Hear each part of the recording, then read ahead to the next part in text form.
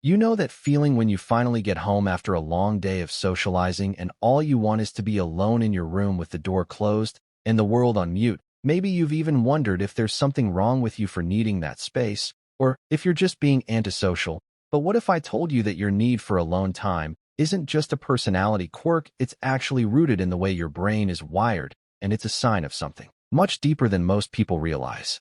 Psychology says that the urge to retreat after social events isn't a flaw or a weakness, it's a biological response that helps your mind reset and recharge. Research shows that for many people, especially introverts, the brain processes social interaction as a form of stimulation, and just like your phone battery drains faster when you're using multiple apps, your mental energy gets depleted the more you interact with others. Needing alone time is your brain's way of plugging itself back in. Let's start with dopamine sensitivity, which is one of the most fascinating differences between introverts and extroverts. Studies have found that introverts have a higher sensitivity to dopamine, the neurotransmitter that's released during social activities and stimulating environments, while extroverts thrive on this rush. Introverts can quickly become overstimulated and even exhausted by it. So, when you feel that urge to escape the crowd and find a quiet corner, it's not you being rude, it's your brain protecting itself from overload and giving you a chance to reset. Another key factor is the concept of social fatigue, which is a real and measurable phenomenon. Psychologists call it social hangover, and it happens when your brain's social circuits have been running for too long. Just like muscles get tired after a workout, your mind gets tired after processing conversations, body language, and emotional cues for hours on end. This is especially true for deep thinkers and highly sensitive people who tend to pick up on every little detail in a room. So if you find yourself feeling mentally foggy or emotionally drained after socializing, it's not in your head, it's your brain's way of telling you it needs a break.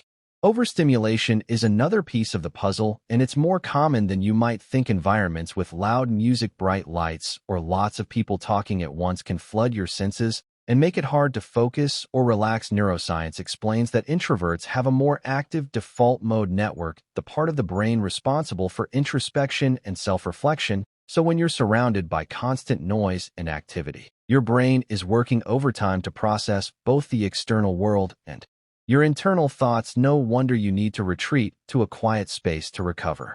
There's also the idea of energy management, which is something your brain does automatically without you even realizing it. Every social interaction requires a certain amount of emotional labor, from reading facial expressions to responding thoughtfully to keeping up with group dynamics. For introverts and deep thinkers, this energy gets used up faster, and the only way to refill the tank is through solitude. So when you choose to spend time alone after a party or a busy day, you're actually practicing self-care and emotional regulation, not isolation. Finally, research shows that people who rehearse conversations tend to be more self-aware and emotionally resilient. By taking the time to mentally prepare, you're giving yourself a buffer against stress and uncertainty. You're also building a toolkit of responses that you can draw on when things get tough. So the next time you catch yourself running through a conversation in your head, remember that it's not a sign of weakness or insecurity. It's evidence of your brain's incredible capacity for empathy, preparation, and growth. If you've ever felt weird or alone for rehearsing conversations, know that you're not just normal.